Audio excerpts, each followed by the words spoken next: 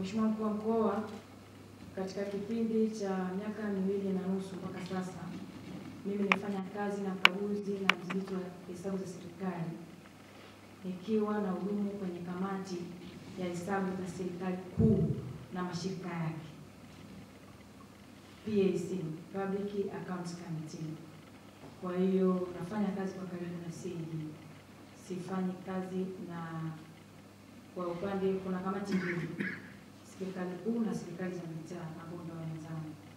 Kwa hiyo nafahamu kwa namna ambavyo wanafanya kazi kwa uadilifu, kwa kizalendo, kwa kujituma, na wakati mwingine katika vishawishi vingi kwenda kumkabia mtu sio kazi ndogo.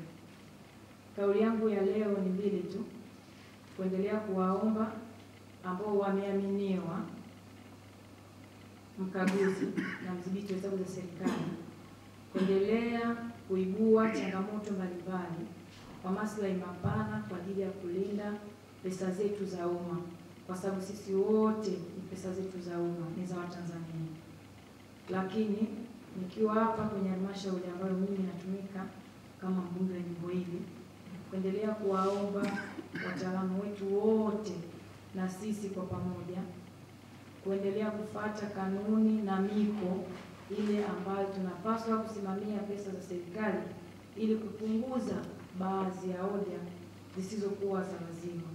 Lakini kipekee niendelee kupongeza baraza la madiwani kwa kazi nzuri kuendelea kusimamia halmashauri yetu, wakiongozwa na mwenyekiti wa halmashauri, watumishi wetu wote wakiongozwa na mkurugenzi, mkuu wa wilaya pamoja na vyombo vyetu vya ulinzi na usalama, mwenyekiti wetu wa Chama cha Mapinduzi pamoja na viongozi wote kwa kuendelea kusimamia vyema ilani ya Chama cha Mapinduzi. Mheshimiwa Mkuu wa Mkoa wetu,